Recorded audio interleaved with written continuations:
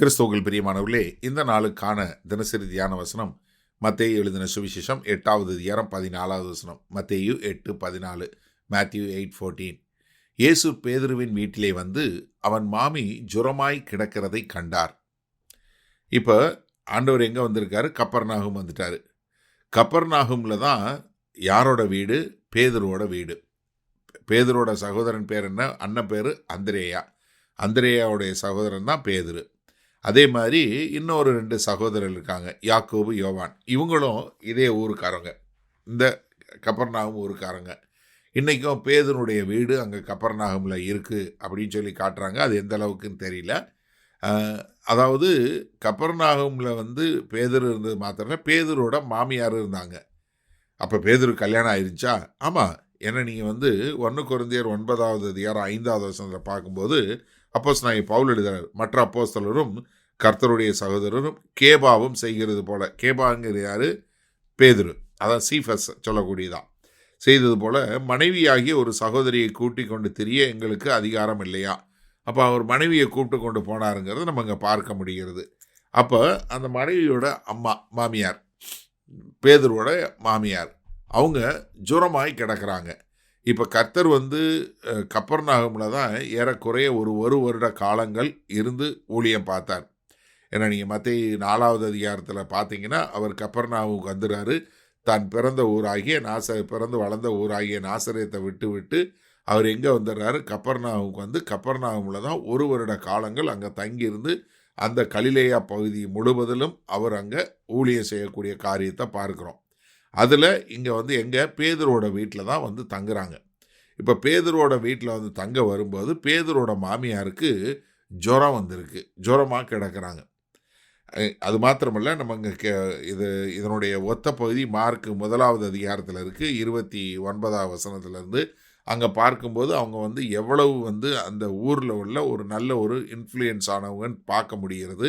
ஏன்னா அவங்க அதற்கு பின்பாக, அவங்க குணமானதற்கு பின்பாக மொத்த ஊரும் அவங்க வீட்டுக்கு வரக்கூடியதை பார்க்குறோம். ஏன்னா இப்போ அந்த நாட்களில் வந்து நமக்கு வந்து வாட்ஸ்அப் கிடையாது, செல்ஃபோன் கிடையாது, ஃபேஸ்புக் கிடையாது, ட்விட்டர் கிடையாது, இப்படி எதுவுமே கிடையாது. மாறாக நம்ம என்ன பார்ப்போம்? அவங்கக்கிட்ட வந்து நம்ம எல்லாரும் வந்து ஒரு வாய்வழி சொல்லாதான் ஒருத்தருக்கு ஒருத்தர் சொல்லக்கூடிய காரியம். அதே மாதிரி தான் இங்கே பேதுருவோட வீட்டுக்கு வந்து பேதுருவோட மாமியார் சுகமில்லாமல் இருக்கிறாங்க அப்படிங்கிறத பார்க்கக்கூடியது. இப்போ நம்ம வந்து அந்த காலத்தில் ஒரு பாடல் பாடுவோம், இயேசு வந்த வீட்டிலே சந்தோஷமே சமாதானமே அப்படின்னு சொல்லக்கூடிய ஒரு பாடல். இயேசு வந்த வீட்டில் எதுவுமே குறையே இருக்காது, நிறைவாக தான் இருக்கும் அப்படின்னு சொல்லக்கூடியதான். இப்போ பேதுருவோட மாமியார் வீட்டுக்கு வந்த பேதுரு மாமி ஜுரமாய் இருக்கிறதை காணக்கூடிய ஒரு காரியம். சரி, இந்த நாளில் இந்த வசனத்தை நம்ம எப்படி எடுத்துக்கொள்வது? அண்ணே, இதில் என்னென்ன சொல்லி கொடுக்க போகிறீங்க? பேதுரு வீட்டுக்கு இயேசு வந்தார், அவங்க மாமியார் சோமில்லாமல் கிடந்தாங்க. அப்போ என்ன, பேதுருவோட மாமியாருக்கு சோமில்லாமல் போகுமா? இப்போ நம்ம நிறைய பேர் என்ன நினைக்கிறோன்னா, நான் வந்து கர்த்தருக்குன்னு ஊழியம் செஞ்சால் உடனே சாத்தான் என் குடும்பத்தை தாக்குறான், நான் எப்பெல்லாம் கர்த்தர்கிட்ட நெருங்கி வர்றனோ அப்பெல்லாம் சோதனை வருது அப்படின்னு நினைக்கக்கூடிய மக்கள் நிறைய பேர் உண்டு. எப்படி? நான் இயேசுவை தேடி வந்தாலே எனக்கு சோதனை நிறையா வருது, அதனால தான் நான் வந்து ரொம்ப வர்றதில்லை பிரதர், நான் ஊழியமெல்லாம் பார்க்கறதில்ல, சும்மா சர்ச்சுக்கு வருவேன், போயிடுவேன், காணிக்கை மட்டும் போயிடுவேன், நான் வேறு ஒன்றுமே செய்ய மாட்டேன் அப்படின்னு சொல்லக்கூடிய ஒரு கூட்டமும் இப்போ நிறையா இருக்குது. காரணம் என்னென்னா, அவங்க என்ன நினைக்கிறாங்கன்னா, இயேசு கிறிஸ்துவால் ஒன்றும் செய்ய முடியாது அப்படின்னு சொல்லக்கூடிய, ஏன்னா சாத்தான் ரொம்ப என்னமோ வல்லமை பெற்றவன் போல். இது நிறைய பேர் அப்படி தானே சொல்கிறாங்க, இயேசு கிறிஸ்துட்ட நெருங்கி வந்தோன்னா நமக்கு பிரச்சனை வரும்னு.